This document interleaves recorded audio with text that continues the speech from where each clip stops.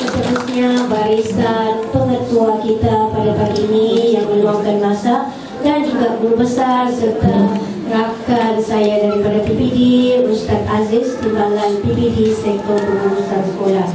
So, sekali lagi selamat datang ke sesi perkongsian amalan terbaik. Patutnya dalam tentatif kita pagi ini 15 minit kita bagi laluan kepada Co-op Bank. Okey, saya rasa ini Co-op Bank ya. Co-op Bank? Bukan. Yang macam yang lain Co-op Bank. Okay, tapi kalau wakil Co-op Bank tidak hadir, mungkin dia lambat, maka kita bagi dia yang terakhir lah. Kita teruskan sesi perkongsian amalan terbaik kita.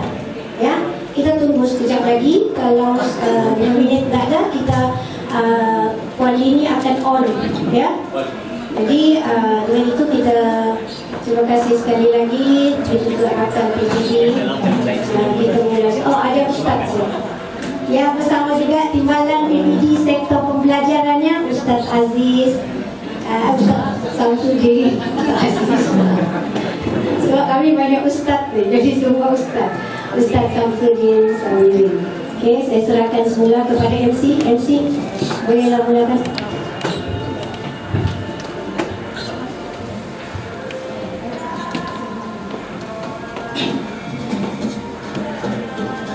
Bismillahirrahmanirrahim. Assalamualaikum warahmatullahi wabarakatuh. Salam sejahtera, salam Malaysia Madani, salam sepakat Sabah hebat, salam Sabah Maju Jaya, dan salam PPD Lahad, Datu melestarikan kecemerlangan. Yang berusaha Dr. Haji Gulson Begum binti Haji Khalid, Timbalan Pegawai Pendidikan, Sektor Perancangan Pejabat Pendidikan Daerah Lahad Datu. Yang berusaha Haji Samsudin bin Haji Segerin, Timbalan Pegawai Pendidikan, Sektor Pembelajaran Pejabat Pendidikan Daerah Lahad Datu.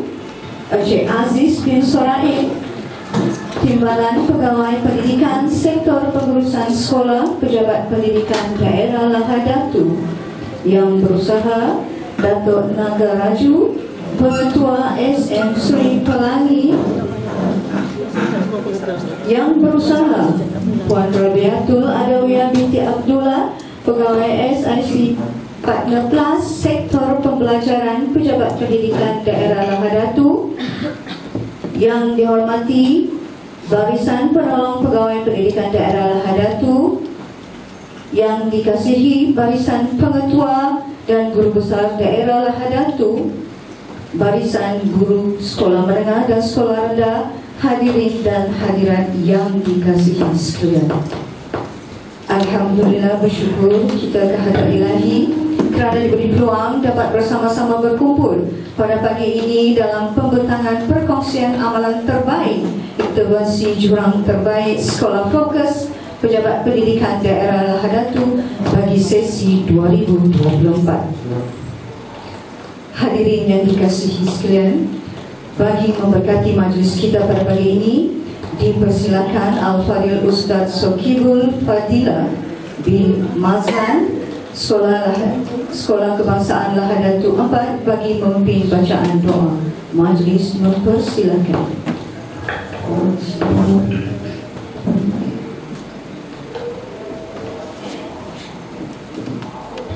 Bismillahirrahmanirrahim. Assalamualaikum warahmatullahi wabarakatuh. Kita buka majlis kita dengan surah Al-Fatihah.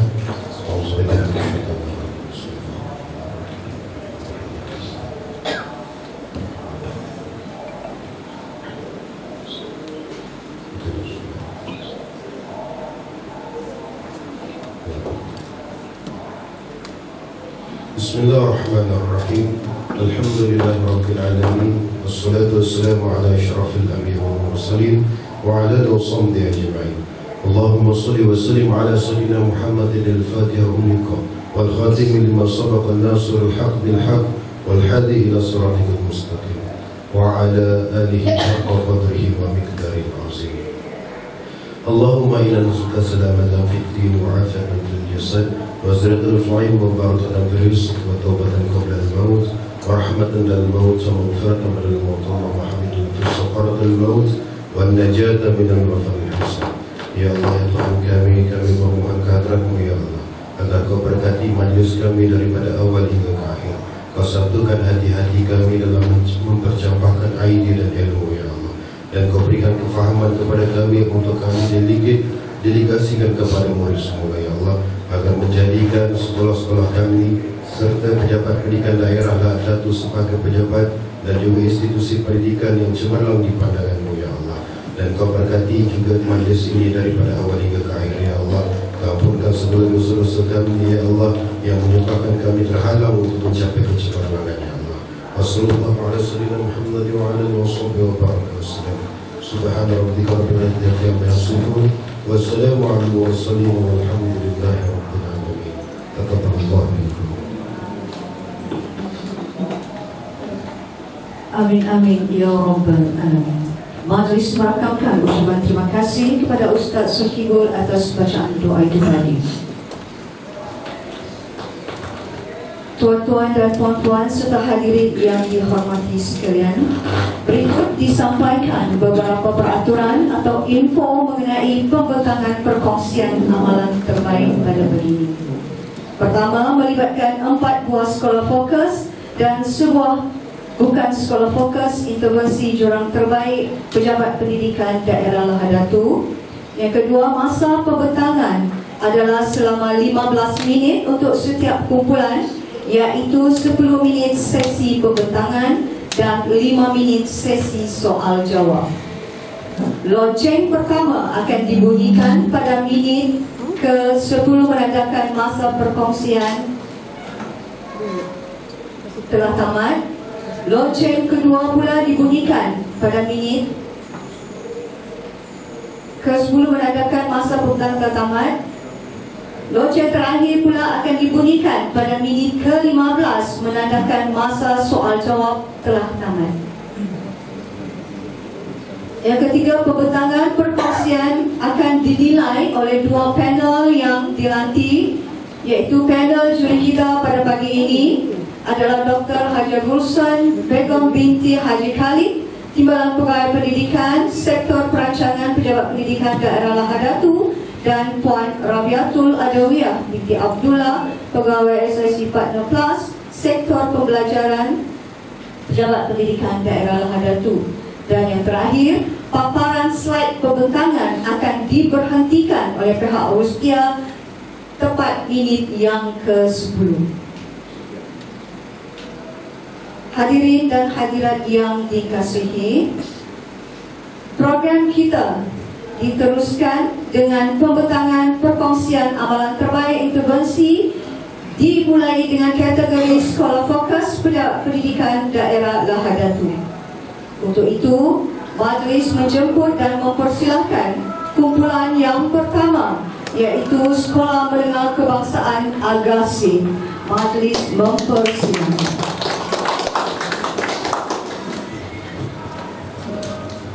Terima kasih pengacara majlis yang saya hormati semua hadirin, Timbalan PPD, Datuk, saudara pengetua, Timbalan perempuan. Baiklah, Assalamualaikum, selamat pagi, salam sejahtera. Alhamdulillah, terima kasih di atas kesudiannya PPD memberi kita peluang berkongsi dalam masa insyaAllah 15 menit. Dan untuk saudara saya ya, kita telah memutuskan kategori untuk DTP ini untuk bandar dan luar bandar serta jantina. Pelajar yang terlibat adalah 120, tetapi ada 2 telah berpindah sekolah, tinggal 118. Jadi tajuk amalan terbaik kita sebut student tracking progress, ataupun sebenarnya kita letak satu pattern lah, kita panggil set combo sejati. Tapi itu kita belakangnya. Dan apa aspek intervensi kami ialah pengurusan data program DTP pelajar-pelajar yang telah kita seleksinya. Teruskan. Nah, ini kami buat dalam bentuk pasukan ya. Jadi penentuan pengurusan petang dan juga KP matematik, sebab kita akan bagi bukti nanti bagaimana kita buat kajian tingkat kali ini dan telah diambil analisa terbukti berdaya. Jadi perkongsian amalan terbaik kami pada pagi ini kita sebut sekali lagi student tracking progress ya.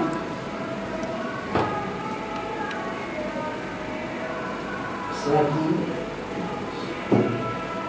tidak center ya. Yang what itu tak nampak.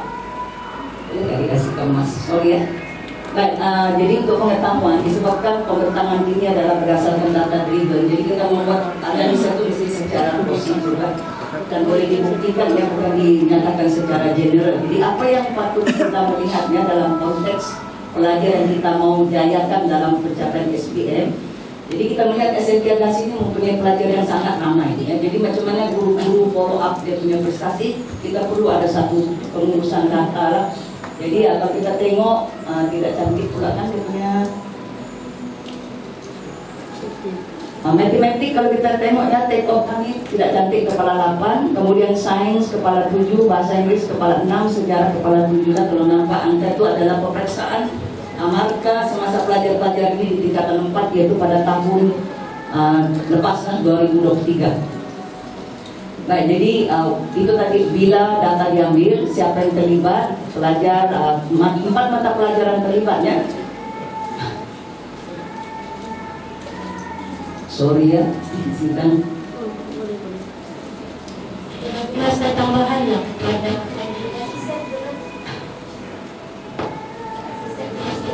Oke, sambil menunggu ya, jadi untuk pengetahuan di sidang. Saya akan baca mana yang nampak ya, tuan-tuan dan puan. Baik, macam mana, kenapa kita pilih pengurusan data ini? Sebab anak-anak ini kita hairan ya, kenapa mereka tidak boleh dijawab soalan sedangkan sudah dibimbing dalam PDP. Kemudian yang kedua, mereka ini tidak dapat menjawab soalan cepat ya. Jadi apabila kita telah kenal pasti isu, kita menggunakan root cause analysis, kita perlu membantulah. Jadi macam mana kita membantu? Kita minta guru-guru supaya mengikuti pengajaran guru dan juga pembelajaran pelajar. Jadi apabila kita tahu data pelajar ini, kenapa mereka tidak dapat mengikuti apa yang dipelajari oleh diajar oleh guru, dipelajari oleh pelajar. Jadi guru kena mengubah punya kaidah mengajar, dan pelajar kita kena melihat apa strategi yang mereka sesuai apabila kita menyampaikan sesi PDP di dalam kelas. Jadi tuan-tuan dan puan, rahsia tracking student ini ada 4 perkara ini. Satu ialah reteach, yang kedua ialah pay more attention, yang ketiga kita buat in group dan juga master. Jadi kunci 4 ini kalau kita tidak patuh, prestasi pelajar tidak akan dapat dibantu lah. Oke, apa maksudnya reteach? Kadang-kadang anak-anak ini tidak datang ke sekolah, jadi kita kena ulang apa yang kita ajar, tapi bukanlah ulang satu sesi pembelajaran itu, maksudnya kita beri isi pelajaran. Oke, pay more attention. Kita boleh, kenapa pelajar ini sudah diajar tapi masih tidak boleh menjawab soalan? Ya, maksudnya guru kena memberi perhatian lebih kepada anak-anak yang tidak boleh mengikuti pengajaran guru. Sayang kan, anak datang ke sekolah hari tapi tidak dapat menjawab soalan. Lihat teman-teman perempuan. Yang ketiga, in group. Jadi kita tentunya dalam kelas itu ada 43 pelajar, tentunya ada 10 orang sudah pandai. Jadi kita pecahkan anak-anak yang sudah pandai ini, bantu rakan-rakan yang tidak begitu mengikuti in group. Jadi master ini kita tahu ada 5 orang special, mereka telah memahami. Jadi mereka boleh kita beri tugasan yang lebih suka. Jadi 4 kunci ini, kalau guru-guru tidak menggunakan 4 ini, kita tidak dapat membantu pelajar. Tuan-tuan dan puan ya, sebenarnya kita sudah uji nih, Puan Haja Faridah tingkatan 6 ya. Kita punya rakaman tingkatan 6 100%. Dia menggunakan tracking student. Jadi dia masa dia buat rumusan selepas sharing, dia maklumkan. Tracking result ini sangat sesuai dengan pelajar-pelajar yang ramai di dalam kelas. Jadi berjayalah. Oke, so seterusnya, sekejap ya. So kenapa ya reteach, pay more attention, in group ataupun master? Kita ada data dan kita boleh follow up pelajar secara berterusan. Kita ada panduan, kita ada rujukan ya untuk membantu cara kita mengajar dengan anak-anak yang ada. Seterusnya. Baik, kita tengok take off-nya, tuan-tuan dan puan. Kita anak-anak di SMK Agas ini kesihan. Bayangkan ini yang kita pilih 4 subjek. Ini data utama I dengan G. Sedangkan anak-anak pelajar ini SPM, kita mau mereka dapat sijil, kan? Jadi ini macam mana? Sedangkan subjek itu sangat penting. Sejarah sudah sangkut, out lah, kita bimbang ya. Sebab sekarang Datuk Pengarah minta LMS dengan menoktakkan kepala 5. Teruskan. Baik, kita tengok ITR ya. Tentunya setiap sekolah tidak dibenarkan mensasarkan anak-anak gagal, sebab kita mau 100% lulus. So paling pelemah anak-anak ini kita letaklah dia 40/40 ya. Sekarang jabatan mencadangkan 70/40 ya. Inilah kita mau sasarkan. Betulkah ini tracking ini berjaya? Teruskan.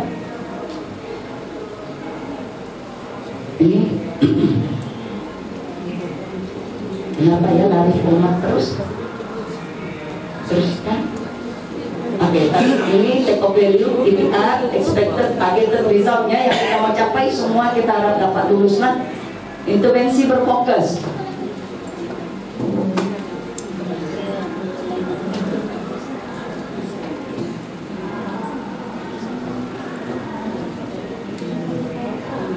Dapat ya tontonan pompon ini ulangan saja, tapi dia mau intervensi berfokus untuk pelajar yang 118. Siapa yang terlibat? Semua mata pelajaran yang 4 subjek tadi, Math, Sains, Sejarah, Bahasa Inggris. Pelajar yang terlibat 120, tapi 118 saya bagi tahu tadi 2 pindah. Bila dibuat masa di dalam kelas dan juga masa kelas tambahan. Oke, tujuannya kenapa kita buat ini? Meningkatkan prestasi. Jadi yang kita sudah sasarkan bandar luar bandar dan juga Argentina. Jadi macam mana kita kena perancangan kerja, kena buat PDCA lah.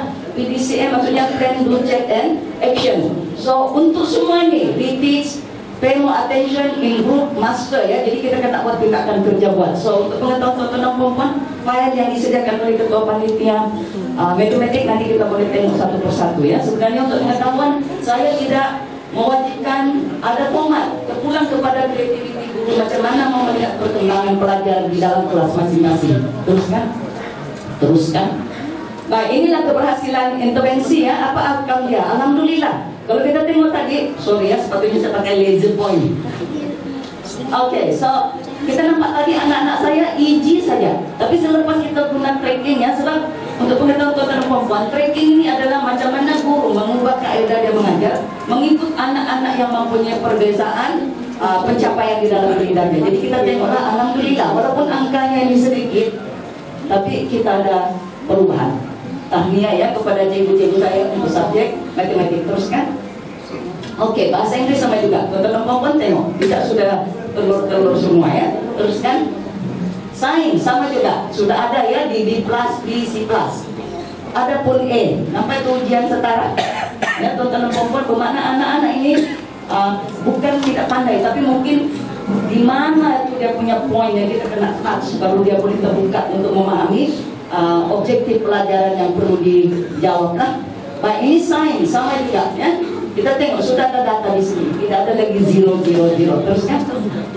Baik, sejarah, jadi alhamdulillah ya, tuan-tuan dan puan, anak-anak sudah ada di sini. Teruskan. Baik, apa faedah tidak ketara? Jadi untuk mengetahui ya, ini semua secara subjektif, pelajar lebih rajin berusaha, lebih yakin, kehadiran di sekolah semakin baik, boleh bekerja sama dengan rekan, menghargai usaha guru. Oke, penjibatan sumber, alhamdulillah kita memang menggunakan 100% peruntukan di kita. Baik, sokongan pihak luar, TV di Ladatu, TV di Kunak. Insya Allah ya, kita menjemput Cikgu Jumat bin Saleh, yaitu kaunselor dari SMK Madai. Memang dia mempunyai suntikan yang sangat hebat kepada anak pelajar ya. Insya Allah kita akan buat satu scan lagi untuk yang tidak ada motivasi. Sebab kita tahu perempuan kita tidak boleh one for all. So anak-anak yang kita nampak tak bermotivasi ini kita akan handle secara naikkan dia punya keyakinan ya, supaya dia boleh dapat CD SPM nanti insya Allah. So ibu bapak dan juga komuniti setempat. Teruskan. Ada lagi. Oke, impact ya. Baik, diary lah tuan-tuan dan puan-puan ya, macam ini diary ya, kita boleh tengok anak kita punya prestasi, apa kaedah kita, apa isu, apa intervensi. Kita boleh buat refleksi. Cikgu kena buat refleksi ya. Buat apa kita marah-marah juga? Kenapa tak pandai? Kenapa tak pandai? Betul? Kita kata kita habis sukaan, tapi kita mesti pikir apa yang pelajar sudah belajar. What we have teach and what the student have learned. Itu kita kena pastikan. Oke, so penggunaan intervensi counseling ini sangat penting. Kita sekarang kita menjaga IMK, IKP, ITP. Ya, kita kena melihat kecerdasan pelajar semasa kita mengajar. Kita tidak boleh marah-marah, sebab anak-anak tak boleh duduk diam kan. Ataupun kita kena kenal pasti setiap pelajar punya kecenderungan. Oke, pembelajaran terbeza secara pasti ya berlaku sebab 3 grup ya, 4 grup. Lepas itu bertema dan juga pembelajaran kooperatif ya.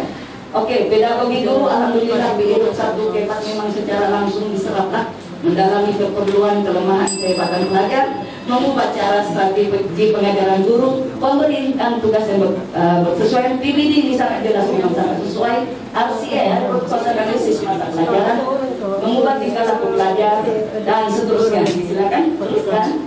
Oke, ini anak-anak punya refleksi ya. Saya sangat bangga lah dengan cikgu saya. Yang ini saya baca ya, begitu tuan-tuan tak berasa tidak baik. Ini daripada Muhammad Affan ya, dari 5 KRK.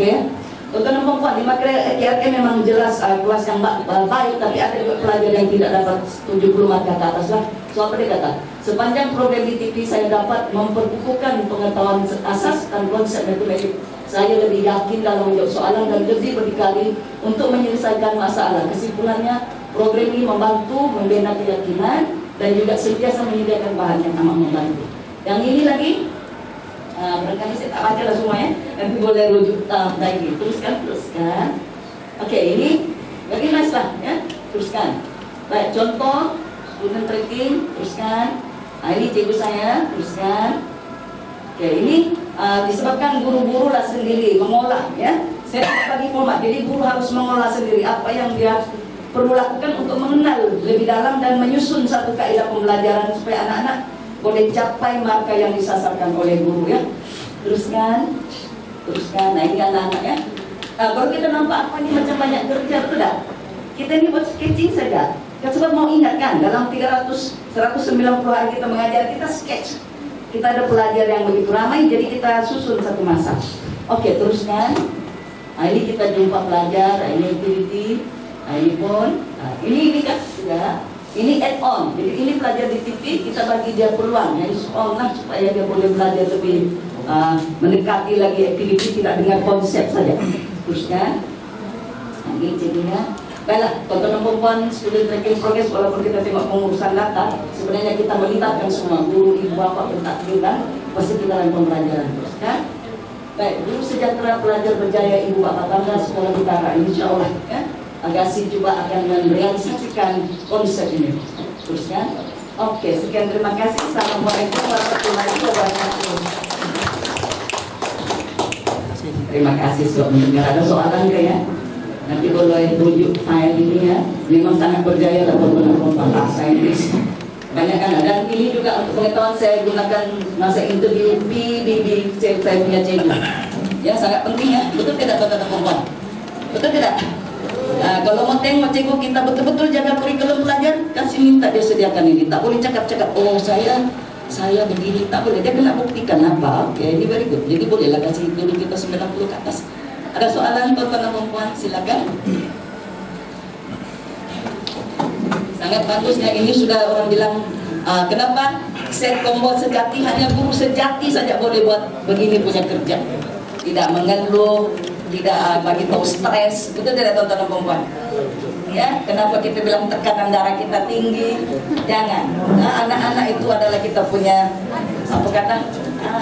Ialah amanah kita kan tuan-tuan dan perempuan. Ada soalan? Silakan. Oke, kita buka sesi soal jawab kepada audiens. Kita buka sesi soal jawab kepada audiens. Sebelum panel menyoal.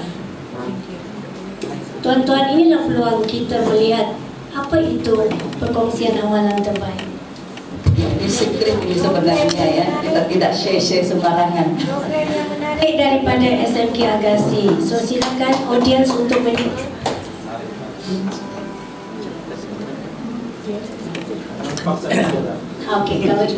Okey, baiklah. Kami berjumpa dengan penyoal Puan. So, tahniah Puan atas perkongsian yang sangat menarik. Cuma sedikit mungkin ada, tapi mungkin Puan tidak ter-highlight. Bolehkah jelaskan apa sebenarnya isu yang mendorong Puan untuk melaksanakan intervensi ini? Terima kasih. Sebab kan saya ada satu question yang sangat besar dalam kepala saya. Kita ini guru, semuanya ikhtisas, itu tidak? Betul kan?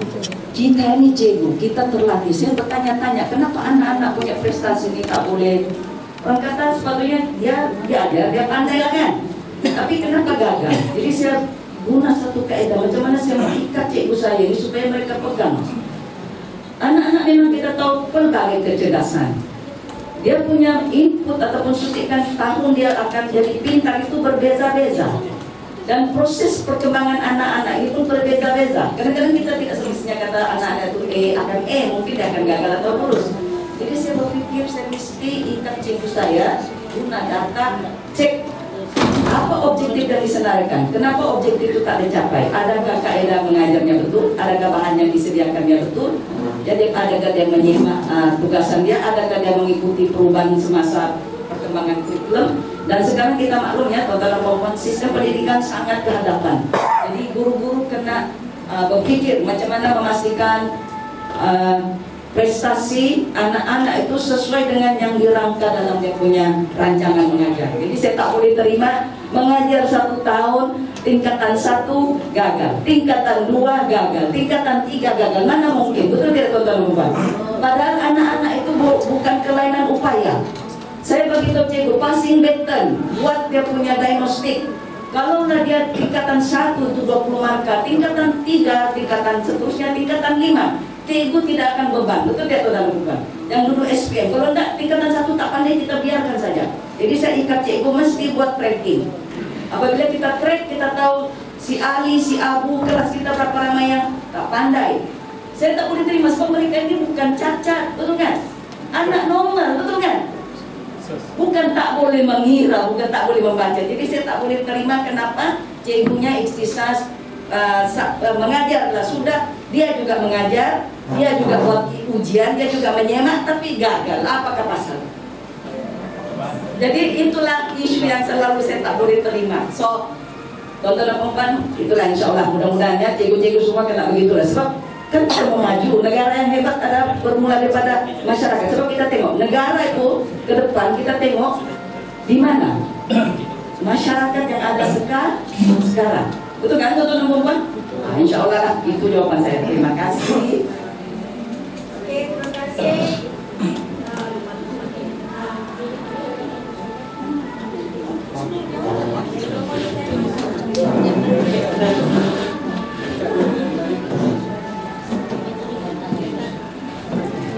Pertama sekali saya ingin ucapkan tahniah kepada Puan Jo atas Puan Junaina atas penyampaian ini. Ya, sebenarnya saya nampak daripada perkongsian bersama dengan Puan Jo juga bahawa program ini telah berlangsung agak lama juga kan, ada 2 tahun lebih. Daripada tahun 2023 pun sudah berlangsung. Ya, tahniahlah. Saya nampak impaknya kepada pelajar fokus tadi 180 orang. Dan yang berkaitan dengan intervensi tadi, kalau boleh pada masa akan datang boleh highlight apa yang dibuat oleh pihak guru yang mengajar tadi. Oke, thank you penambahbaikan. Ya, sepatutnya saya share apa yang telah dibuat untuk student yang buruk itu ya. Kalau lemah apa dia punya tugasan. Untuk mudahlah saya coba sampaikan kepada cikgu-cikgu saya. Katakan cikgu ada 43 pelajar di tingkatan 1. Jangan mengajar, oke, anak-anak hari ini mesti hasilkan 1 perenggan 50 patah perkataan. Berapa orang yang ngajar? Jangan cikgu. 10 orang bagi dia susun perkataan. Sebab itu tak pandai. Masalah probing kan. Oke, yang sudah pandai ini pastikan bina 1 ayat panjang dalam 1 kelas ya. Oke, lepas itu yang 1 ini boleh buat 50 perkataan pagi. Jadi cikgu pun tak penat. Nah, itu maksudnya tugasan yang dibagi lah. Insya Allah itu yang berlaku di sekolah. Terima kasih. Ada lagi soalan? Ada lagi? Habis masa? Alhamdulillah. Terima kasih. Assalamualaikum warahmatullahi wabarakatuh. Majelis merakamkan ucapan terima kasih kepada Puan Junaina, Ketua Sekolah Menengah Kebangsaan Agasi atas pembentangan itu tadi. Hadirin sekalian, majlis diteruskan lagi dengan pembentangan kedua perkongsian amalan terbaik intervensi. Untuk itu, majlis mempersilakan Wakil Kumpulan Sekolah Menengah Kebangsaan Tunku. Majlis mempersilakan.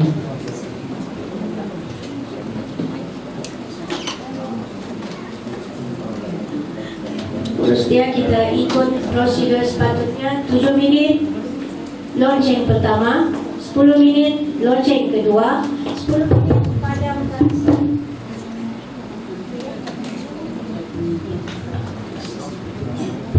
Kita buat begitu tuan-tuan, sebab itulah peraturan mereka ini. Kalau tuan-tuan tentang diberikan kebiasaan yang kita biasakan tuan-tuan.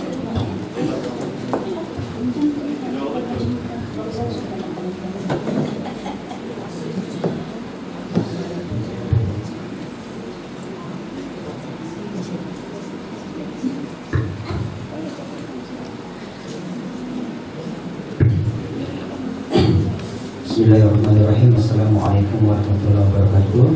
Yang berusaha Puan Dr. Haji Ruslan, barisan Timbalan Pegawai PPD, dihormati barisan PGB dan Kementerian Makanan serta hadirin yang dirahmati oleh Allah Subhanahu Wa Taala.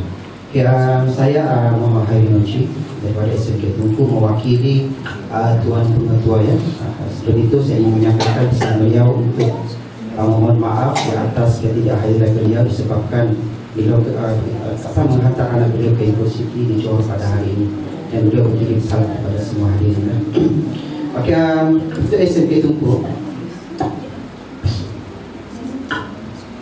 ini adalah perkongsian amalan terbaik intervensi PLB SS dan Jantina bagi SMK Tunku, dan tajuk program kita adalah Formasi ataupun kepanjangannya Program Mantap Sejarah.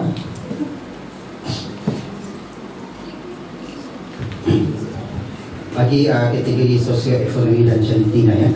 Memandangkan kedua murid fokus equity ini terlibat dalam program yang sama, jadi untuk perkongsian amalan terbaik pada hari kita rangkumkan dalam perkongsian yang sama lah ya. Okey, kita pergi kepada pengenalan.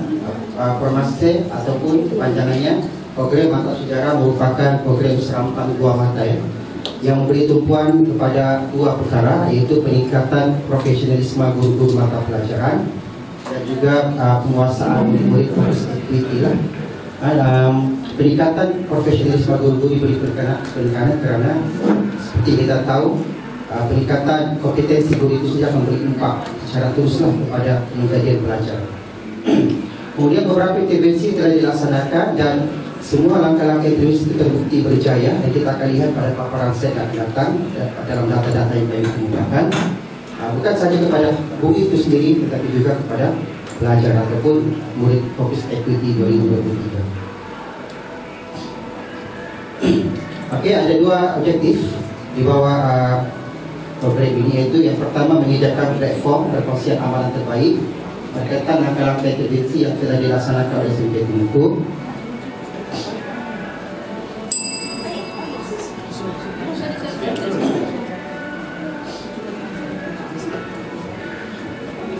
Okey, dalam meningkatkan pencapaian akademik murid-murid fokus aktiviti, khususnya dalam mata pelajaran sejarah, kemudian menyediakan ruang dan peluang untuk berkongsi maklumat, gagasan dan idea, sekaligus dapat meningkatkan pengetahuan, kemahiran serta keyakinan kepimpinan sekolah serta warga pendidik dalam sekolah aktiviti dan daerah hadapi. Jadi tumpuan diberikan kepada peningkatan keyakinan pemimpin sekolah, kerana kejayaan program ini banyak juga bukan hanya bergantung kepada guru yang mengajar, tetapi juga melibatkan pelibatan semua pihak, khususnya pada pihak pentadbiran sekolah. Okey, ini antara isu yang kita kenal pasti ya, yang wujud di sekolah SMK Tunku, dan saya yakin dan percaya isu ini bukan hanya dihadapi oleh pelajar equity, tetapi juga melibatkan semua sekolah dan semua pelajar. Cuma isu ini lebih kritikal kita lihat dalam kalangan pelajar fokus equity ya. Yang pertama, murid tidak menguasai teknik menjawab kertas satu. Okay? Dan kertas ini menyumbang sebanyak 28% daripada markah keseluruhan untuk kedua-dua kertas sejarah ya. Bagaimana tinggi markah pelajar itu dengan kertas dua, tetapi kalau dalam kertas satu, pelajar itu tidak akan mendapat peluang untuk memperoleh putusan cemerlang dalam subjek sejarah. Kemudian tahap kemahiran murid dalam menjawab soalan kebat terlalu minimum, sebanyak 40 per 100 markah pada kertas 2 adalah tertutup kepada soalan-soalan kebat, dan soalan-soalan kebat ini sentiasa berlaku perubahan dia pada setiap tahun dari segi format menjawab dan hal tadi berkaitan dengannya. Kemudian murid tidak dapat menjawab soalan pada bahagian A dan bahagian B, yaitu item essay pada kertas 2 mengikut format dan masa yang telah ditetapkan. Ditambah pula pada bahagian ini soalan berkaitan dengan fakta dan pelajar kita lihat ada lebar untuk menghafal fakta-fakta sejarah. Okey, seterusnya intervensi, ya. Akan tidak merancang untuk memperbanyak langkah-langkah intervensi, tetapi kita beri tumpuan kepada langkah-langkah intervensi yang kita lihat berimpak tinggi. So di sini kita ada senaraikan ada 4 langkah intervensi yang telah diambil pada studi Tunku. Yang pertama, tim teaching Tunku lah. Ini kembali kepada objektif tadi, memberi tumpuan kepada peningkatan profesionalisme guru, ya. Bengkel teknik penandaan kertas sejarah, ya, untuk meningkatkan kemahiran guru-guru dalam menandai kertas sejarah mengikut peraturan dan piawaian yang telah ditetapkan oleh Lembaga Peperiksaan Malaysia. SMJ itu untuk bertuah kerana kita ada salah seorang guru yang merupakan pemeriksa dan seorang lagi ketua pemeriksa lah. Jadi hasil daripada pengalaman pemeriksaan itu dikongsikan dengan guru-guru yang mengajar SPM pada tahun lalu.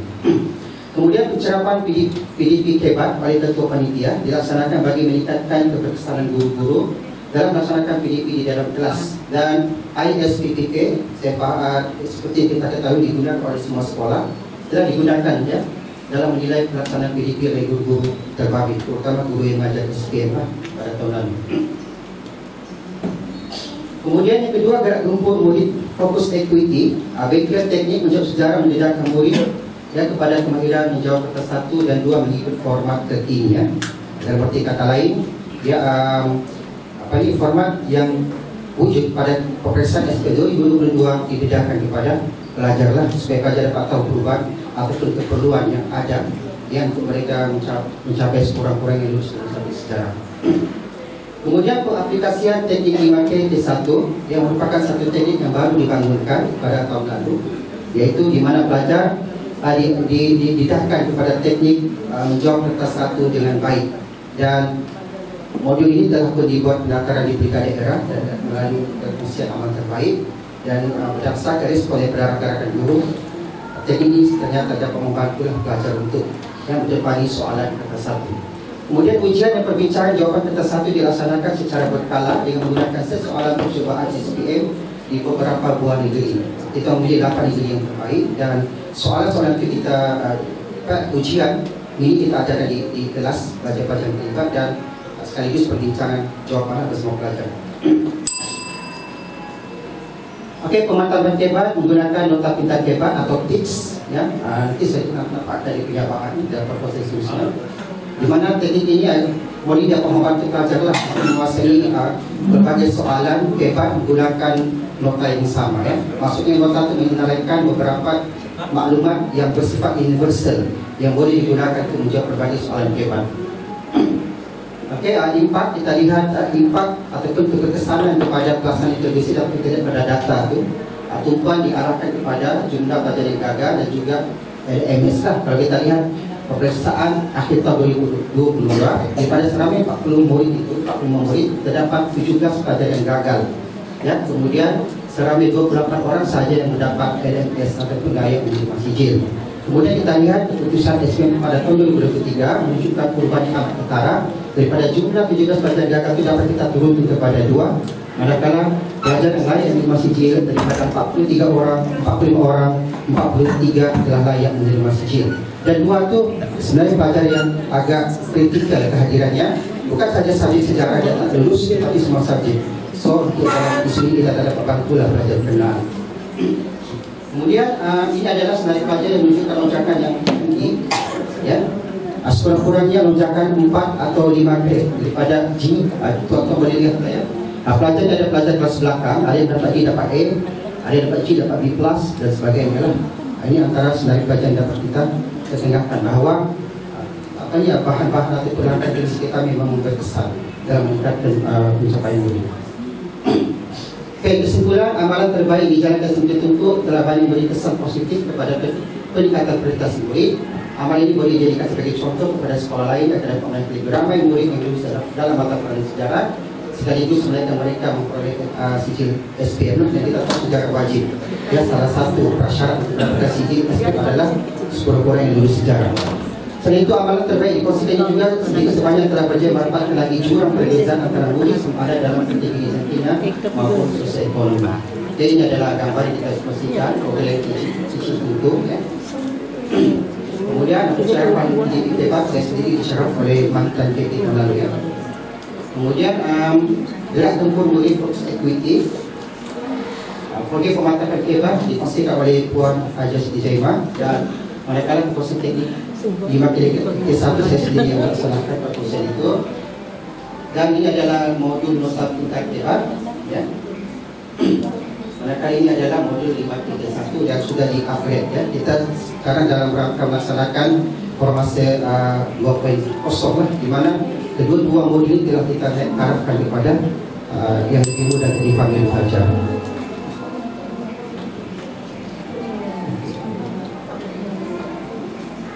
Okey, sebenarnya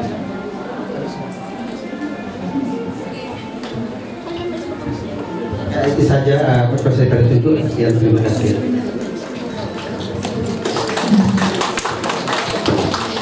Dibuka untuk sesi soal jawab.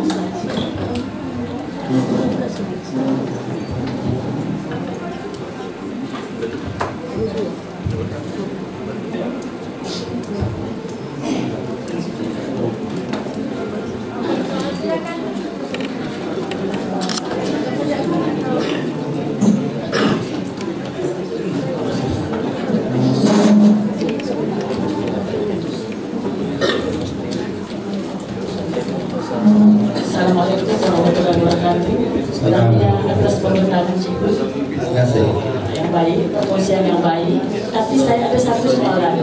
Berdasarkan kepada pemerintahan cikgu tadi, jelas isu didatangkan dan juga ada strategi dilaksanakan. Adakah apa-apa tools yang digunakan untuk menentukan isu dan strategi yang diambil? Sebab salah satu kekuatan yang cikgu nyatakan tadi adalah ada guru boleh memeriksa kertas. Jadi apakah tools ataupun radas yang cikgu gunakan daripada isu kepada penentuan strategi menyelesaikan isu yang cikgu hadapi tadi? Itu saja yang saya. Sekian, terima kasih. Ya, cikgu menjelaskan. Apakah apa ni isu ya yang membawa kepada akhir tahun?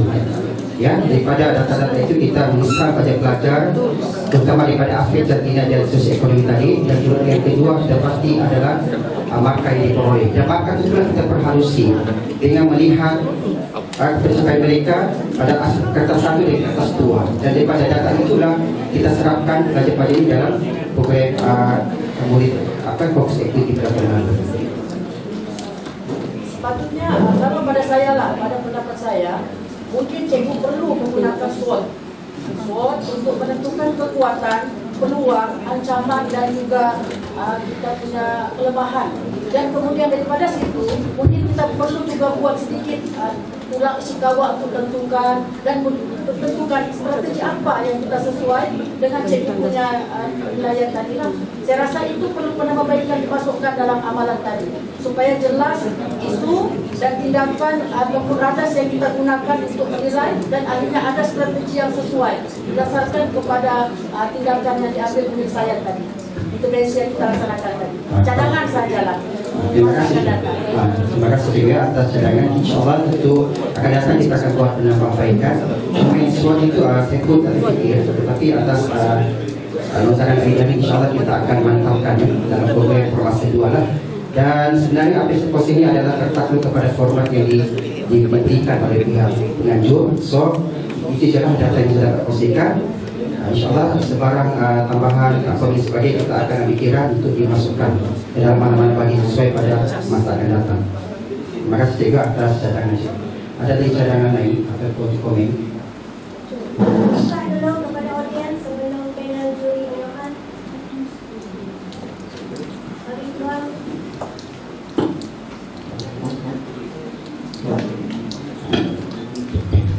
Okey, kalau tak ada, so terlebih dahulu tanya kepada SMK Tunku, kita bagi tepukan. Baiklah, jadi untuk makluman para audiens, memangnya perkongsian amalan terbaik peringkat DTP tidak menetapkan tools sebagai salah satu dalam format. Ya, sebab itu lebih kepada inovasi. Jadi untuk peringkat DTP perkongsian amalan terbaik, dia sudah tetapkan formatnya. Okey.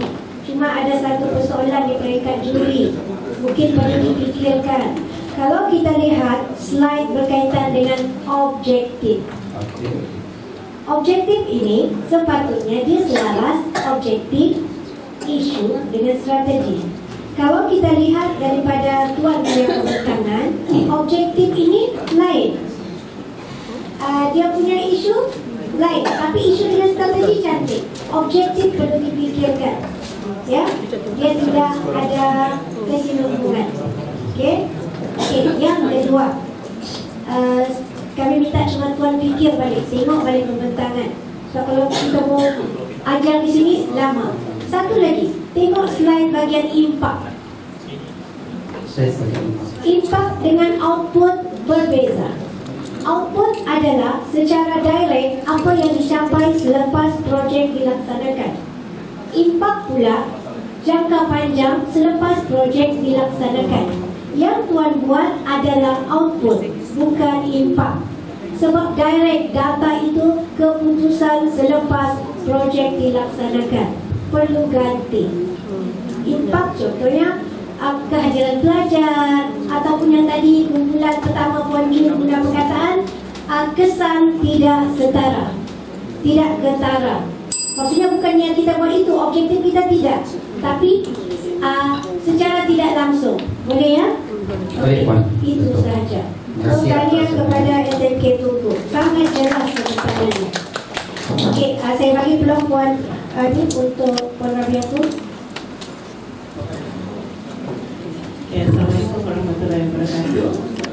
Tahniah atas pembincangannya Cikgu daripada SMK. Dan nampak isunya yang difokuskan. Cuma mungkin penambahbaikan boleh datang. Mohon diselarakan di dalam berapa pelajar fokus tadi itu? 45 orang. 45 orang. So, tidak nampak. Sebab kita kena berdasarkan data. Ya? Apabila kita bentangkan orang punya amalan itu, akhirnya kita lihat impak nanti. Impak tadi itu kan daripada program yang dilaksanakan itu kita nampak data itu akan berubah. Ya, ada perbandingan lah sekurang-kurangnya supaya perkongsian amalan terkait sekolah cikgu ini nampak berkesan lah. Ya, saya itu saja. Terima kasih Puan. Majlis merakamkan ucapan terima kasih kepada kumpulan kedua atas pembentangan tadi. Majlis kita diteruskan lagi dengan menjemput dan mempersilakan pembentangan kumpulan yang ketiga. Dipersilakan kumpulan dari Sekolah Menengah Kebangsaan Sebagaya. Majlis mempersilakan.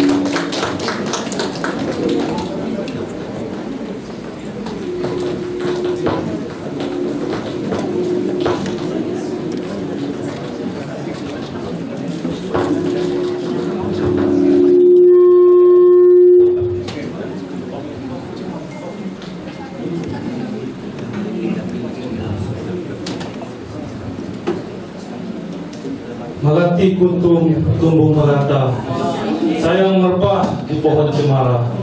Assalamualaikum, mulanya kata saya sembah pembuka bicara. Ya, assalamualaikum dan salam sejahtera.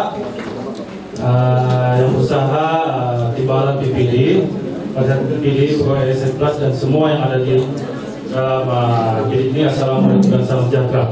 Jadi saya akan bawakan perkongsian amal terbaik yang bertajuk Hizib Factor melonjakkan grade purata mata pelajaran matematik. Next. Okay, sedikit profil sekolah saya, SMP Sebagaya, PPD Ladatu. Dan profil institusi kami ini badan luar pandang ya. Itu merujuk kepada grade purata lah dan kompetensi akademik. Ya, sekolah ini sekolah bandar, dia ada 2 sesi. Ada 150 orang guru dengan 2015 murid. Okay, saya ada 12 EKP dan saya telah menghasilkan dengan dorongannya ada 1 orang guru cemerlang. Lepas itu kami ada 57 orang guru motivasi yang telah menghasilkan inovasi dan terlibat dalam pertandingan peringkat daerah, negeri dan kebangsaan. Saya ada 127 murid inovasi dan ini calon SPM kami 2022, maaf ya, 2022 332 dan murid di tim kami 144. Oke, 144 yang ambil daripada 332 calon SPM tahun 2022. Next. Oke, pemilihan masalah. Oke, pemilihan masalah ini kita perlu buat dengan begitu berhati-hati. Sampai pada sinilah kita dapat apa isu yang kita hadapi, dan sudah kita dapat merancang apa intervensi yang fokus, baru dia ada impak yang besar. Jadi masalah itu perlu dibuat dengan berhati-hati. Oke, jadi pemilihan masalah yang dibuat dengan menggunakan analisis data, yang mesti bermula dengan data. Oke, saya akan tunjukkan kita memulai pada big data. Kita fokus dan kita zoom dia sekecil-kecil data sehingga kita menjumpai apa isu yang sebenar. Yang kedua, kita akan lihat trend data. Trend data ini sangat penting. Oke, kalau kita trend data sebagai ini dia turun, maksudnya ada isu di sini yang perlu diatasi. Oke, dan peningkatan tertinggi 0.4 dia 0.20 sampai 0.05 sampai 0.24. Maksudnya apa ini? Bila kita letakkan KPI, kita jangan lebih daripada yang ini. Oke, market sini lah. Oke, seterusnya kita lihat kepada pengaruh data mata pelajaran. Kita ada mata teras dan juga elektif. Nampak kan? Nampak yang bareng ya? Nah, jelas bukan? Oke, yang hijau ini teras. Kita lihat BM dan JAI, kita ada 313. Diambil dari semua calon. Dari pengaruhnya sebanyak 12.62%. Maksudnya kiranya grade pelatihan meningkat 0.01 saja, dia akan menarik 12.62%. Begitu juga dia jatuh. Kita nampak elektif geografi, pengaruhnya hanyalah 2.14, 59 calon. Maksudnya sekiranya dia meningkat, geografi meningkat 0.01, dia hanya menarik 2.14 saja. Begitu juga dia jatuh. Maksudnya dia perlu 6 kali ganda untuk sama dengan mata pelajaran teras. Satu, kita perlu fokus pada mata pelajaran teras. Oke, kita lihat di sini ya, kami ada 24 subjek, 6 mata pelajaran teras yang pengaruhnya 73.1. Manakala 18 elektif ini pengaruh 26.9. Maksudnya kalau semua elektif ini pun jatuh, tapi teras ini meningkat, tetap meningkat di segi sebagainya. Sebab apa? Sebab pengaruhnya. Oke, next. Sekarang kita dapat data subjek kritikal. Oke, kita tengok terasa. Kalau kita lihat di sini, yang kritikal adalah matematik 7.24. Oke, tidak pernah masuk kepada kepala 6. Saya beritahu guru, kalau ini masuk kepala 6 meningkat dari segi sebagainya. Jadi kita perlu pada fokus pada mata pelajaran matematik. Sudah kita lihat kumpulan murid. Murid ini ada 3 kumpulan yang kita buat program, semuanya sederhana dan juga lemah. Oke. Jadi kalau kita sini berdasarkan analisis saya, murid-murid sederhana dia pengaruhnya sangat besar, 67.7% berbanding dengan cemerlang dan juga lemah. Jadi fokus kita kepada murid-murid sederhana, sebab kalau kita tidak fokusin dia akan jatuh kepada lemah. Tapi kalau kita fokus kita naik kepada yang cemerlang. Jadi fokus kepada kumpulan murid yang banyakkan program untuk murid sederhana. Okay, next. Jadi rumusannya untuk pemilihan masalah ini kita perlu buat perhati-hati ini, kita berdunia. Kita fokuskan kepada mata pelajaran matematik sebab dia punya grade purata mata pelajaran 7.4. Okay, dia punya pengaruh 12.62 dan murid di kita ni kita ada 5 mata pelajaran ya, 5 mata pelajaran. Dan tengok murid di TV 30 orang daripada 332 dia sudah pengaruh 9%. Dan sekiranya semua murid di TV ini kita berjaya luluskan 144 ni, dia punya pengaruh 43.37, sangat besar. 144 ni. Oke, seterusnya kita lihat kepada kumpulan sederhana tadi itu yang 4. Oke, cemerlang, sederhana dan juga lemah. Jadi untuk sederhana ni, oke, 30 orang ni kita pilih. Ini pun hati-hati kita pilih. Kita ambil markah yang kita boleh bantu 25 hingga 39%. Jangan kita pilih murid yang selalu tidak hadir. Kita boleh dibantu. Oke, next. Next, lagi sedikit. Jadi isunya tadi matematika. Saya panggil untuk bidang guru-guru. Apa isu matematik ini sebenarnya? Berapa kita tahu isu matematik ini adalah sukar untuk memfaktorkan ungkapan yang dalam bentuk ringkas. Dan asas kan. Kalau asas sebenarnya kita tidak usah saja di sekolah rendah. Tapi sekolah menengah dia mulai tingkatan 1. Tapi murid tingkatan 5 kita mesti cari sesuatu. Dia beritahu nih ungkapan algebra. Jadi puncaknya murid tidak mahir faktor sebenarnya bagi suatu algebra. Okay, next. Sebab itu kita gunakan easy factor 2.0 untuk mengatasi masalah. Ini sebenarnya inovasi yang dibuat oleh kumpulan guru saya lah. Cikgu Samira dan juga Cikgu Jessica. Ya, yang mana bila saya tanya guru, kenapa ungkapan algebra? Dia cakap bila murid menguasai ini, dia akan bantu jawab soalan-soalan yang lain. Jadi ungkapan perlu dikuasai oleh murid untuk dia bantu jawab soalan-soalan yang lain. Okay, next. Oke, jadi kita buat program kita tersusun 9 kali kelas tambahan pada sebelah malam. Dan kelas tambahan juga nih kita bagi pada kumpulan ya. Saya beritahu guru saya tidak mau kelas tambahan macam kau mengajar dalam kelas, saya tidak mau. Dia mesti kita kasih masalah tahun sebelumnya atau di lain. Lepas tu 2 kali atau 3 kali mesti isi vektor ini diperkenalkan kepada murid-murid ini. Mesti ajar di isi vektor. Oke, supaya murid menguasai. Oke, next. Jadi 4 awal kita tengok ujian perancangan. 1 orang daripada 10. Oke, yang boleh lulus. Tapi selepas itu kita 9 orang daripada 10. Malah isi vektor ini dia juga membantu. Sebenarnya kalau kita tengok tidak ada kaedah pengajaran untuk memaafkan bulan ini algebra. Tapi guru saya sudah cipta satu inovasi yang mana muridnya, guru ini ada bahan. Dia pun senang mengajar, murid pun senang lebih paham. Jadi guru pun bermotivasi untuk mengajar. Oke, next. Dan ini keberhasilan intervensi ya. Daripada 30 orang ini kita bandingkan percobaannya dengan yang sebenar. Kenapa? Daripada 30 orang, 13 orang SPM yang mendapat A. Kalau kenapa ada yang dapat D dan I dan sebagainya. Tapi sebenarnya 13 orang. Daripada 30 orang murid fokus kita ya.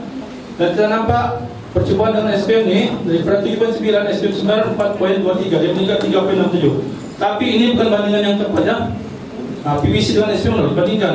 Tapi saya mau nampak prosesnya. Ya. Tapi tidak menggunakan indikator yang sama. Jadi kita lihat jurangnya dengan KPI PPD pada tahun 2022 itu 6.4 5.45 PPD kita jurangnya 0.59, tapi tidak semakin kecil. Oke, daripada yang saya baru ini 4.44 pada 5.39 0.25. Oke, next. Dan yang paling penting yang ini, ya. Kita punya grade purata sekolah, grade purata bertabian matematik itu meningkat sebanyak 0.90 daripada kepala 7 sekarang sudah masuk kepada kepala 6.34. Oke, dan bila dia naik tinggi, trust naik tinggi, dia akan menarik grade purata sekolah. Subtrust tadi kan saya juga diambil semua calon. Bila semua trust meningkat, sudah pastinya kita punya grade purata sekolah akan meningkat tinggi daripada 6.04 kita masuk kepada kepala 5.14, dan ini melayakkan kami, sekolah kami dipanggil untuk anugerah muka di JPN. Oke, sekolah lonjakan tertinggi di Sabah daripada 210 sekolah sebagai yang meningkat paling tinggi. Jadi next, habis itu saja. Oke, soalnya kita maaf pada 10 menit saya terlalu laju kita bercakap. Banyak yang bersampaikan sebenarnya kalau. Buka untuk sesi jawab.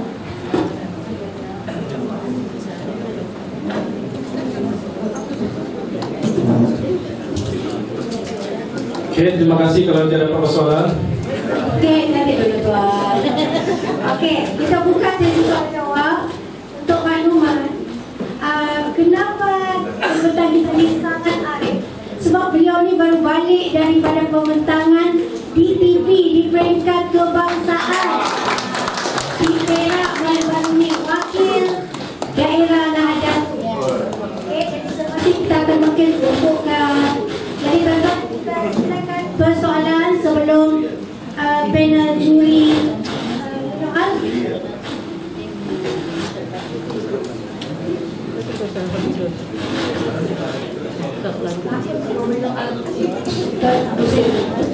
Okey, baiklah. Silakan. Okey, Puan Haja Zuraida, silakan Haja.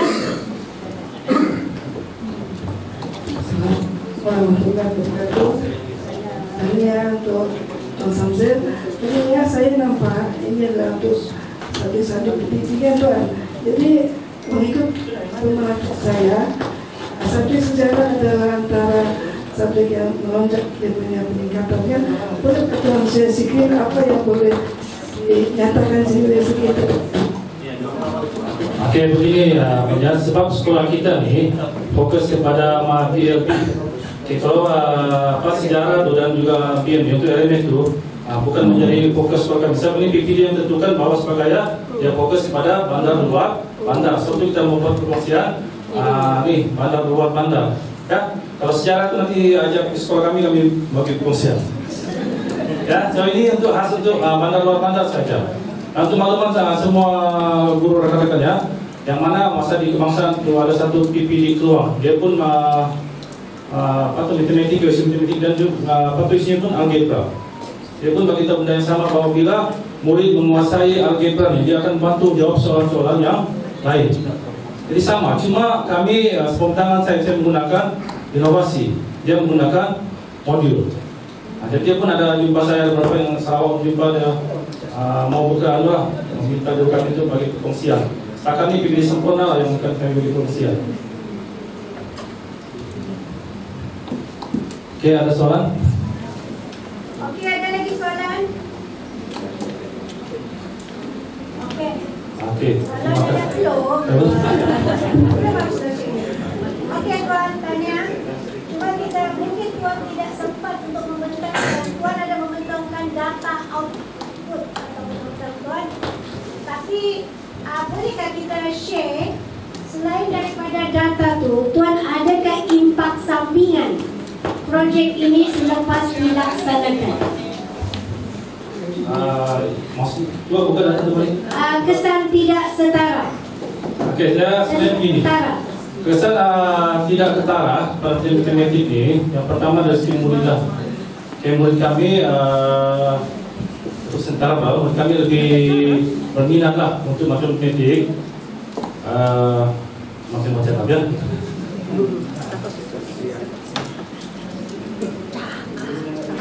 Kesan sebelum ni cikgunya pelajarannya sebelum itu kesan ketara itu dokter. Maksudnya sebelum ini murid itu dia tidak kuasai, tapi murid itu menjadi lebih berminat lah. Oke, cuma sekarang ini saya nampak tren ibu bapa lah, keyakinan ibu bapa terhadap sekolah kami lah. Oke, bila dia nampak sebagai ini meningkat 0,90 daripada kepala 6 dan masuk ke 5,14, ada setengah ibu bapa yang mulai menaruh kepercayaan terhadap SMK Serbagaya. Oke, biasanya kalau untuk keluar sekolah tu, dalam sekolah kami ada keyakinan sudah terhadap SMK Serbagaya dengan peningkatan yang begitu tinggi. Itu yang kesan tidak ketara kenapa daripada keyakinan ibu bapa untuk menghantar anak-anak mereka belajar di SMK Serbagaya. Cuma tahun ini kami ada cabaran yang sangat besar, saya beritahu semua ya. Sebagai ada cabaran yang sangat besar di mana 16 orang murid kami itu ada isu tidak boleh membaca. Hingga 5. Jadi dia pengaruh sudah 4,55%. Maksudnya daripada 91,67 itu dari kami ini, kalau 16 orang ini gagal, dia akan menjadi 80 lebih. Itu yang memang boleh baca, yang boleh baca yang akan gagal akan menambahkan cabaran kami lah.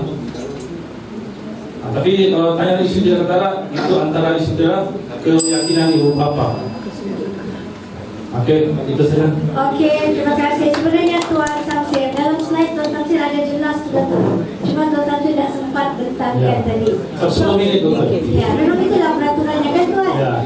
Oke, terima kasih Tuan Samsir. Bagi tepukan kepada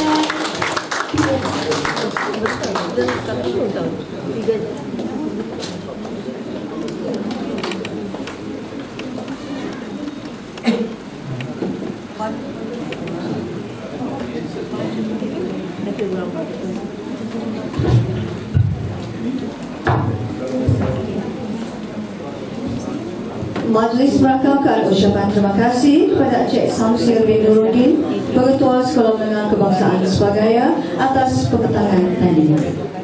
Majlis diteruskan dengan menjemput dan mempersilakan pembentangan kumpulan yang keempat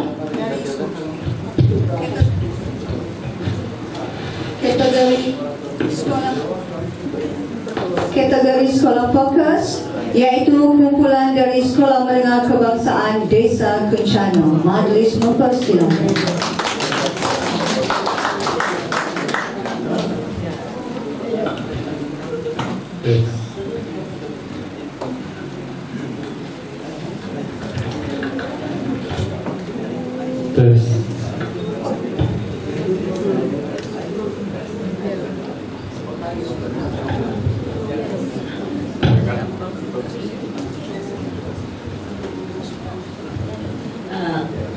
Okay, salam sejahtera.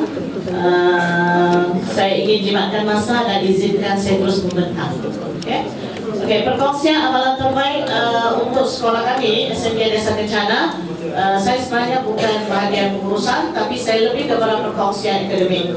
Okay, di mana saya akan kongsikan berkenaan dengan jurang bandar luar bandar.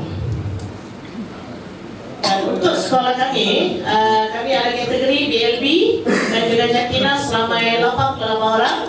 Yang untuk DTP Bahasa Inggeris 17 orang, Sejarah 40 orang, Sains 18 orang, Matematik 13 orang. Dan intervensi kami memang berkenaan akademik, iaitu saya ingin kongsikan amalan pengajaran terbeza di luar bilik darjah, iaitu menerusi PBL, Project Based Learning. Di mana yang ini kolaborasi antara kami, panitia matematik, panitia sains dan juga panitia bahasa Inggeris lah.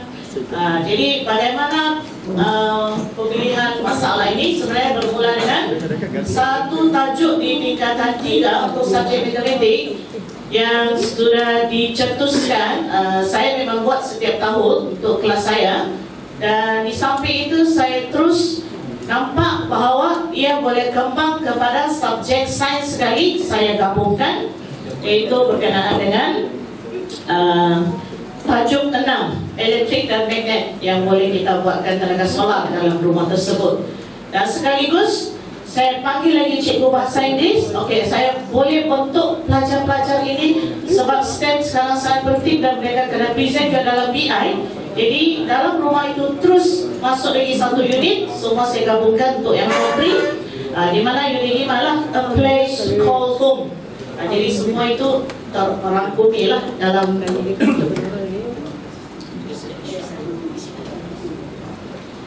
Okay, dalam penyampaian selesai ini akan merangkumi pengenalan, objektif, masalah isu, intervensi, impak dan kesimpulan. Jadi kita lihat kepada pengenalan.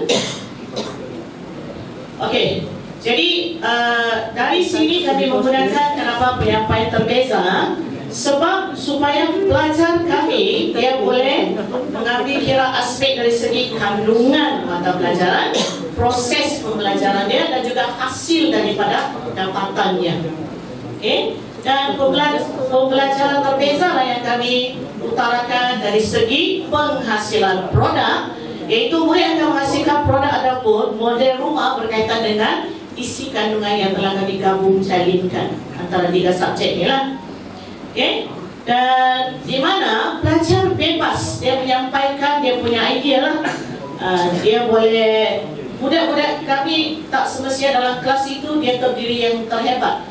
Dia pelbagai, dia ada aras rendah, sederhana dan terbaik. Jadi terpulanglah, kami terima semua abang rumah yang dia hasilkan. Kadang-kadang pelajar yang pemikiran dia yang tak sebanyak, tak seberapa baik, dia punya rumah lagi cantik berbanding dengan yang pelajar-pelajar yang okey. Okey, dan di sini pula guru kena mainkan peranan lah, sebab kita baru mula bentuk kan. Satu lagi, dia perlu present dalam bahasa Inggeris. Sebab untuk kami punya sekolah, sebenarnya untuk SPM kami bermasalah juga untuk GPMP, actually matematik, English itu sangat ketara lah. Lepas tu baru-baru ni pula penglibatan pelajar dalam STEM itu sangatlah tidak berapa memberangsangkan. Sebab itulah subjek sains itu sudah bertambah. Sebab itulah 3 subjek ini saya telah pilihlah. Okey, di mana di sini kita perlu mengadaptasi dalam kurikulum, di mana guru-guru perlu menggunakan kaedah pengajaran yang terbeza lah dari segi bahan PDPC dia. Jadi budak akan membentangkan hasil mereka lah berdasarkan apa yang mereka lakukan. Okey, objektifnya apa? Objektifnya, yang pertama dari segi reka bentuk, sebab dia buat model. Murid mampu merancang model secara terperinci dengan tujuan yang jelas lah. Kenapa dia mau itu rumah impian itu tersebut, bebas. Dan prosesnya murid boleh melaksanakan langkah-langkah yang betul dalam melengkapkan projek lah. Di samping itu kami mengajar mereka bagaimana dari mulanya sehingga habis dia sampai presentation lah. Seterusnya aplikasi. Murid akan menggunakan pelbagai kemahiran dan strategi untuk aplikasi pengetahuan kepada model yang dihasilkan. Jadi dari sini kami dapat banyak juga idea-idea dari pelajar sebenarnya untuk menambah kami punya penambahbaikan lah dalam segi kita punya PDPC. Persembahan dan murid pula berjaya juga berkomunikasi secara efektif. Dia mencana idea dalam pembinaan model lah. Cuma masalahnya sebab dia menggunakan bahasa Inggeris kan, jadi kami cakap galakkan. Walaupun simple Inggeris, yang penting galakkan dia mesti menggunakan bahasa Inggeris lah. Dan satu lagi pengetahuan. Murid dia mampu menunjukkan dia ada pemahaman idea daripada kaedah inquiry dia lah. Bagaimana rumah dia itu, kenapa dia mau bina begini, kenapa terhasil ini, di mana sainsnya. Di mana BI otomatik lah secara persembahan. Jadi sains itu dengan maths itu rumah impian saya. Kenapa kamu rumah seperti demikian lah? Isu dan masalah dia. Oleh kerana murid masih mengalami masalah secara hands-on dalam menghasilkan bahan pengajaran. Jadi guru juga perlulah menerongkan juga membantu belajar, cuba untuk buka minda mereka lah sedikit demi sedikit. Dan oleh itulah pelajar-pelajar mereka akan ada idea lah bagaimana untuk kita gabung jalinkan mata pelajaran yang ada berkaitan. Kaedah yang saya gunakan adalah menggunakan kaedah project based learning lah, yang memang digalakkan bermula dari PKP. Itu. Jadi saya tajuk kami projek rumah impian. Jadi tadi saya sudah terangkan untuk matematik bab 7, sains untuk elektrik, elektronik, elektrik magnet, dan BI a place to call home. Intervensi bagaimana kami laksanakan. Kami akan berikan budak tajuk, lepas tu berikan mereka masa dalam tempoh 2 minggu untuk kumpul semua bahan. Kalau boleh, semua mereka punya bahan itu terbuang. Dia macam alam sekitar lah, jangan menggunakan sebarang set kalau boleh. Jadi hasilkan kreativiti lah dari segi itu. Macam mana dia boleh hasilkan satu model rumah, satu rumah hijau. Lepas tu dia akan melukis pelan saat dia kena present juga apakah bentuk rumahnya itu. Sebab dalam matematik juga kita ada memang tajuk dia pelan dan dongangkan, tajuk yang ini. Proses rangka kerjanya, murid akan merancang dan membuat kajian mengenai model rumah impian yang merangkumi rumah hijau dan juga pelan rumah lah. Pelan rumah untuk matematik lah. Murid akan melabelkan model rumah impian berdasarkan apakah ujuran ortografik yang memang ada dalam PSKP lah, mengikut mata pelajaran. Dan murid akan kumpul bahan untuk bina model. Last, mereka akan dapat menghasilkan model rumah dan daripada bahan ruangan yang sudah mereka kumpulkan. Seterusnya mereka perlu menghasilkan satu laporan kerja bentuk folio ataupun menggunakan persembahan multimedia mengenai langkah-langkah penghasilan model, iaitu proses kerja sempurna, di mana dalam penghasilan kerja itu wajib juga terlibat kos lah. Walaupun saya cakap bahan terbuang, tapi dia masih ada terlibat sedikit kos lah untuk mencantikkan rumah mereka. Dan seterusnya mereka perlu nyatakan apa kelebihan rumah mereka itu dan apakah impaknya mereka menghasilkan projek tersebut lah. Dan seterusnya yang terakhir, membentang di hadapan pelajar-pelajar dan guru-guru untuk menilai keberhasilan mereka punya rumah impian. Impaknya adalah murid boleh mengintegrasikan elemen STEM. S, kestabilan dalam pembinaan struktur bangunan, iaitu stabil. T, menggunakan perisian untuk melukis pelan dan dongangkan, teknologi. I, iaitu efektif, dia mereka bentuk model bangunan. Dan M, penakulan, iaitu pengiraan kos, luas dan isi baru, maksudnya secara logik dia lah, size. Kesimpulannya saya ada kekuatan dan juga kelemahan lah.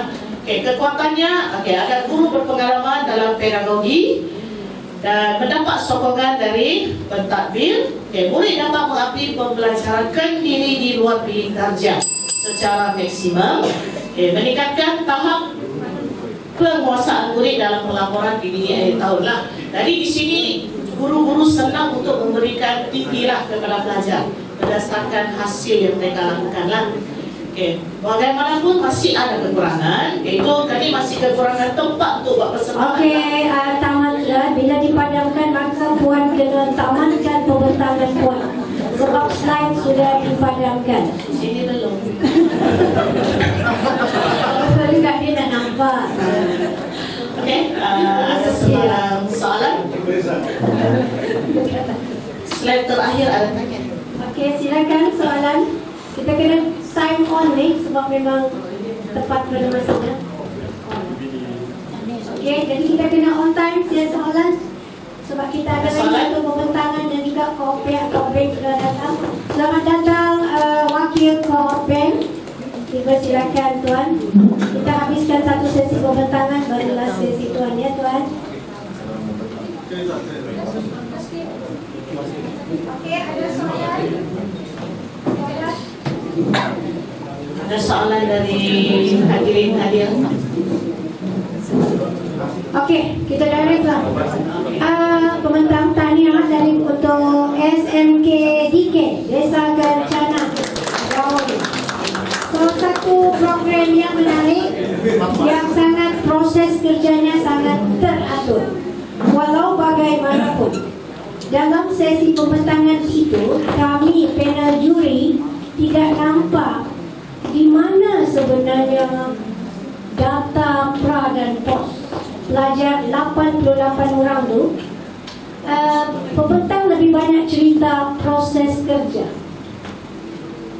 Sebenarnya saya perkongsian amalan terbaik dia adalah bermula batch pelajar tahun ini yang SPM yang 88 orang ini, dan mereka punya hasil bermula dari form 3 ini. Mereka lah yang buat. Di mana kami sudah mula cuba untuk membentukkan maksudnya tarikan mereka utama saya kongsikan dalam bentuk proses pembelajaran kampung jalin akademik. Jadi maksudnya guru-guru di TV saya pun boleh mampu bagaimana membantu pelajar di TV saya gabung jalin supaya mereka proses peningkatan. Jadi dari segi analisis pre-post tu memang tidak ada datanya lah. So untuk makluman, bila kita buat perkongsian amalan terbaik, benda itu sudah ada hasil. Itu prosesnya, itu SOP. Kalau membuat amalan terbaik, dia sudah buktikan dia sudah berjaya. Kalau belum berjaya, itu bukan amalan terbaik. Memang kita rasa mantap, tapi dia tidak meyakinkan orang. This is the best practice. So kalau tidak mau ujian akhir pun, kita buat satu ujian ringkas untuk pelajar itu, untuk memastikan dapat paparan teori, take of value, dan juga selepas satu sesi projek itu dijalankan. Walaupun tidak dilihat di akhir, tapi secara berfasalah, dia mesti ada bukti data. Kalau tidak, kita tak boleh katakan itu kita kongsikan dalam sesi amalan terbaik. Boleh ya? Okay. Sebab saya akan gunakan data actually dalam punya UASA Form 3 and then Form 4 akhir tahun, and this one is percubaan lah yang baru berlangsung, belum ada data. Okay. So ini kira macam konsep lah, kita continuous. Okay, dapat tanya, tapi kita dengan fokus amalan terbaik nanti sudah prosedurnya lah ya. Okay, so tanya kepada SMKDK. Kita teruskan dalam masa yang kritikal. So kita mesti ikut prosedur. Pembentangan keempat, kelima ini adalah sebenarnya tambahan daripada rakan strategi kita. Seperti biasa, ikut prosedur kami 10.5 tamat, tutup, dan seterusnya kita akan akhiri dengan perkongsian daripada Koopbank. Jadi silakan.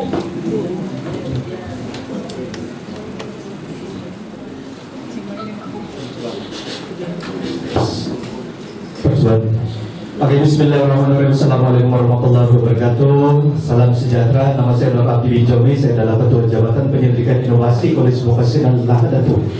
Jadi saya mewakili sebenarnya Tuan Pengarah saya, dia tidak dapat hadir pada hari ini dan sampaikan salam kepada semua hadirin di sini. Jadi Kolej Vokasional Lahadatul pada hari ini akan membentangkan, memperkongsikan satu tajuk yang kita panggil sebagai pelaksanaan program pembangunan belia tani di kalangan siswa. Nama dia ProBase 2.0 untuk Kolej Vokasional Lahadatul. Jadi kalau Cikgu Samsir kata dia bagi satu pantun, saya pun mau bagi pantun sebenarnya. Harusnya karang tadi. Gerak-gerak kayu di ladang, hendak dibuat hulu cangkul. Berapa berat mata memandang, berat lagi bahu yang memikul. Jadi saya teruskan kepada permasalahan kami. Ada dua masalah yang jadi fokus dalam kami punya perkongsian pada hari ini. Yaitu yang pertama, infrastruktur. Kalau kita tahu infrastruktur di kami nama dia polis, ya nama Kolej Vokasional Lahadatul. Saya rasa ada beberapa pengetua-pengetua ya di sini datang ke kolej. Itulah sebenarnya yang ada di tahun 80-an sampailah sekarang, dan itulah infrastruktur dia. Dan saya rasa itulah fokus pada masalah yang kami akan kongsikan pada hari ini. Dan kemudian yang kedua ialah kekurangan dari segi bahan dan juga peralatan. Apa yang tuan-tuan nampak di sini ini contoh, sedikit saja contoh. Dan kalau kita tengok di sini ini kandang kambing dan kandang lembu. Yang mana kalau pelajar buat amali pun kesian dalam keadaan yang sempit. Ya sempit sekali kita buat amali, kesian, sangat kesian. Okey, sebenarnya permasalahannya apa masalahnya sebenarnya? Okey, kalau kita tengoklah contoh pemprosesan makanan. Dia mau beli satu alat saja harga dia dekat Shopee 98,000. Jadi macam kesian kalau tidak alat ni, macam mana mau buat amali, macam mana mau buat kita punya pembelajaran kan? 98,000. Dan kalau kita tengok saya letakkan gambar backhoe di sana, kalau kita pandang tu 135,000. Aduh, mati lagi. Masalah betul ni.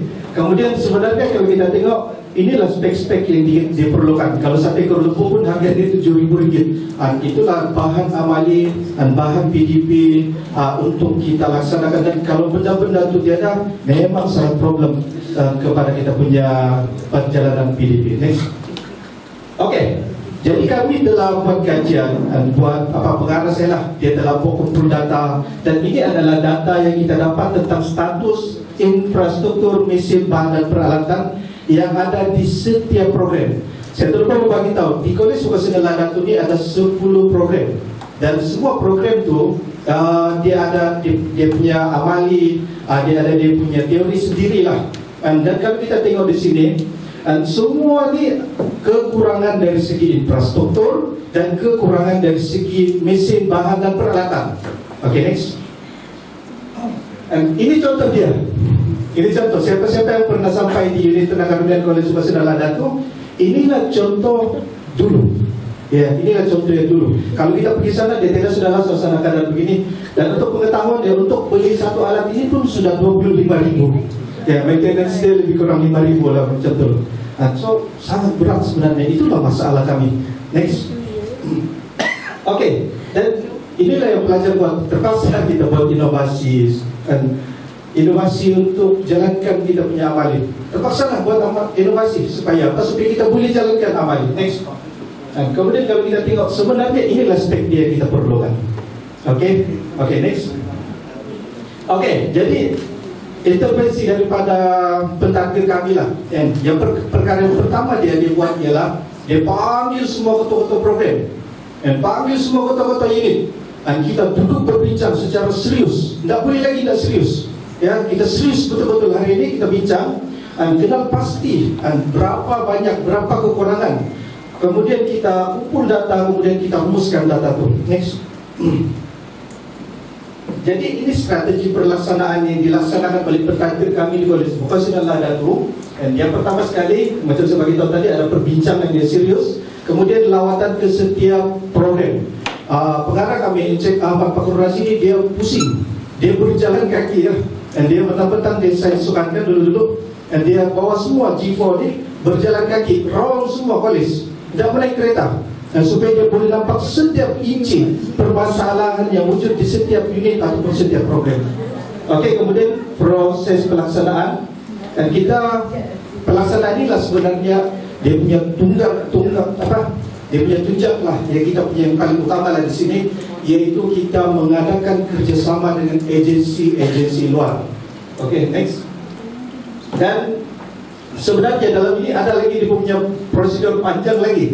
Tapi apa yang saya mau bagi tahu, yang paling berjaya dalam banyak-banyak ini adalah kita punya kerjasama dengan Agrobank dalam program Probes 2.0 yang kita telah laksanakan pada tahun ini, insyaAllah. Oke, next. Oke, ini antara gambar lawatan-lawatan dia lah. Kalau kita tengok mungkin ada pengarah-pengarah di sini, pengetua-pengetua pun ada di sini. Next. Oke, jadi kita tengok keberhasilan dia. Tuan-tuan, pada minggu lepas saya dengan ada beberapa orang cikgu bersama dengan tuan pengarah sendiri kami pergi di Maha. Dan di sana ada satu macam pemberian mock check lah kepada kami, dan kami dapat untuk tenaga nominal Rp394.990. Itu yang kami dapat lah, alhamdulillah.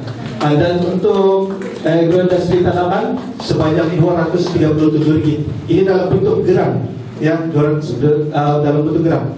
Dan untuk pengetahuan tuan-tuan, sebenarnya ini pendapatan kepada pelajar sendiri bila mereka melaksanakan projek usahawan di dalam itu. Dan anggaran pendapatan untuk satu orang pelajar adalah lebih kurang 2 hingga 3 ribu ringgit sebulan. Oke, next. Oke, ini yang lulus lah setakat ini. Ini yang kita bentangkan sebelum ini. Next. Dan ini yang kita akan dapat. Mesin ini sejak dekat 90 ribu. Mesin itu saja. Jadi kita akan jadi, kalau macam di Malaysia, kami akan jadi pengeluar makanan ternakan lah selepas ini, insyaAllah. Oke, next. Oke, selepas daripada Probes, apa impaknya lagi? Oke, ada 7 program yang akan dilaksanakan selepas daripada Probes. Nilai dia adalah Rp700.000 Malaysia, semua dalam bentuk grant. Dan daripada Probes yang saya bagi tahu tadi, lahirlah projek 700.000 ini, insyaAllah. Next. Oke, Pak Eda yang tidak ketahuan Tibet untuk pengetahuan 70-20-10. Sebenarnya 10 itu adalah untuk kita melahirkan usahawan di Kolej Vokasional Ladatu. Dan kita dapat suntikan modal yang sangat besar di Kolej Vokasional Ladatu untuk melahirkan usahawan. Dan kita ada sokongan daripada agensi-agensi luar seperti JNPT, Sawit Kinabalu dan lain-lain. Untuk pengetahuan lah, Sawit Kinabalu datang kepada kami dan kita kita buat kolaborasi dan mereka buat MOU dengan kami lah atas kepercayaan daripada Probes ini. Next. Oke, kalau kita tengok di sini, ini adalah peningkatan selepas Probes ini. Ya, dia masih lagi lah, yes betul, diakui masih belum 100%, tetapi dia meningkat sangat drastik berbanding sebelum ini. Oke, next. Oke, impaknya lagi 16 usahawan Probes, grant sebanyak 631.990 yang gabungnya itu tadi. Dan kita ada Probes 3.0 dengan dana lebih kurang 700.000, insyaAllah. Oke, next. Dan kesimpulan Probes telah berjaya dilaksanakan di Kolej Vokasional Ladatu, dan kita telah menghasilkan usahawan-usahawan dari kalangan pelajar kita sendiri. Pelajar berhidayah daripada cikgu. Sekian, wabillahi taufiq wal hidayah. Assalamualaikum warahmatullahi wabarakatuh.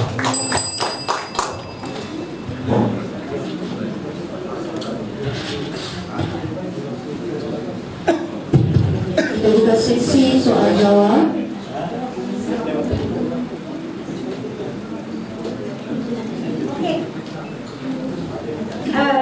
Untuk tadi dia perkongsian ya, untuk informasi kita.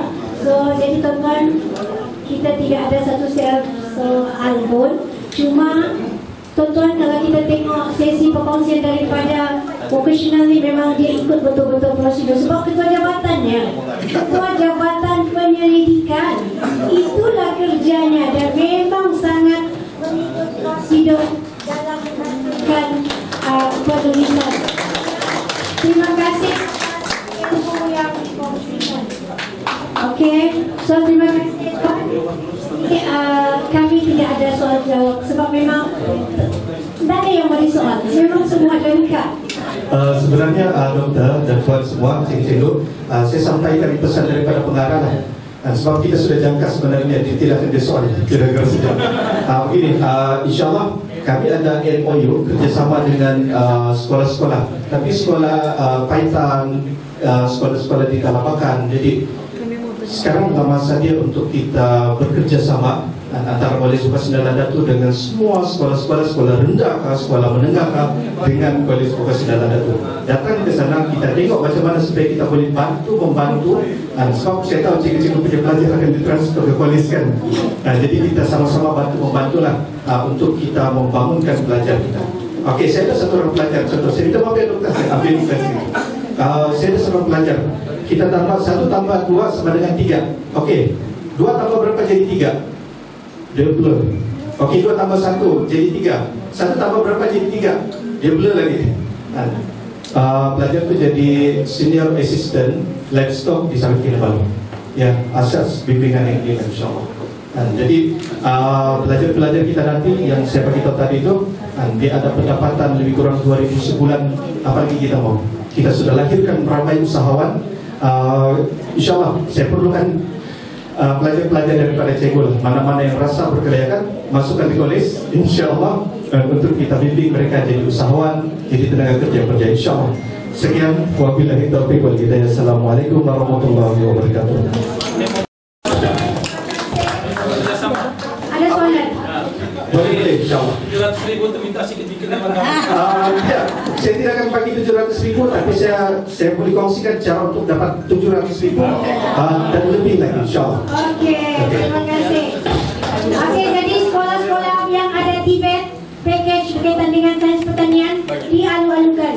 Pergilah, mintalah bimbingan ataupun lawatlah college vocational.